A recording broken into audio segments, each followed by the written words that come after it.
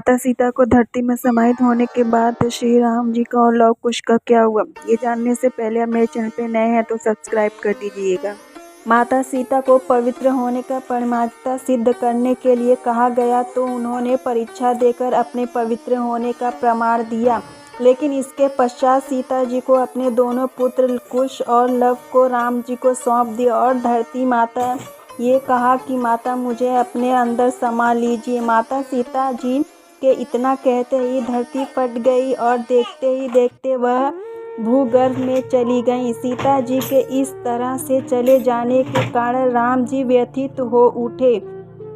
राम जी की मृत्यु के बारे में एक अन्य कथा भी मिलती है, जिसके अनुसार हनुमान जी की अयोध्या में अनुपस्थिति के समय यमदेव ने नगर में प्रवेश किया और सत्संग का रूप धारण कर वे राम जी के पास उनके महल में गए। संत वेश धारण किया हुआ यमदेव ने श्री राम से कहा कि हम दोनों के बीच कोई वार्तालाप गुप्त रहेगी। वे राम के एकांत में बात करना चाहते थे। यमराज जी ने राम जी से सामने यह शर्त रखी कि यदि हमें वार्तालाप करते समय हमारे बीच में कोई आया तो द्वारपाल को मृत्यु दंड मिलेगा। राम ने वचन दिया, लेकिन उस समय हनुमान जी वहां उपस्थित नहीं थे, जिसके कारण लक्ष्मण जी को द्वारपाल बनकर खड़ा किया गया।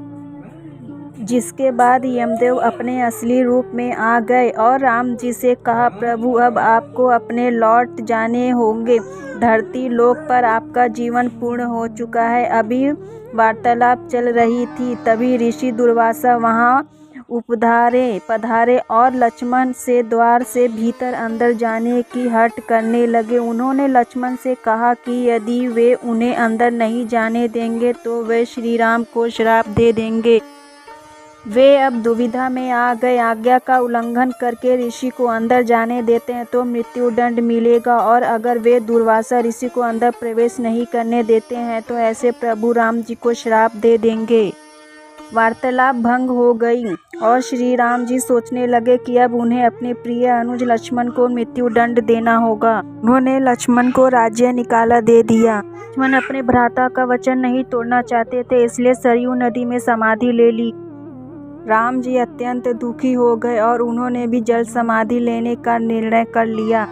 श्री राम जी के सरयू नदी के अंदर समाने के लिए तत्पश्चात नदी के भीतर से भगवान विष्णु प्रकट हुए और उन्होंने अपने भक्तों को दर्शन दिया। इस प्रकार से राम जी ने अपना स्थूल रूप त्याग दिया और अपने वास्तविक रूप में अर्थात विष्णु जी का रूप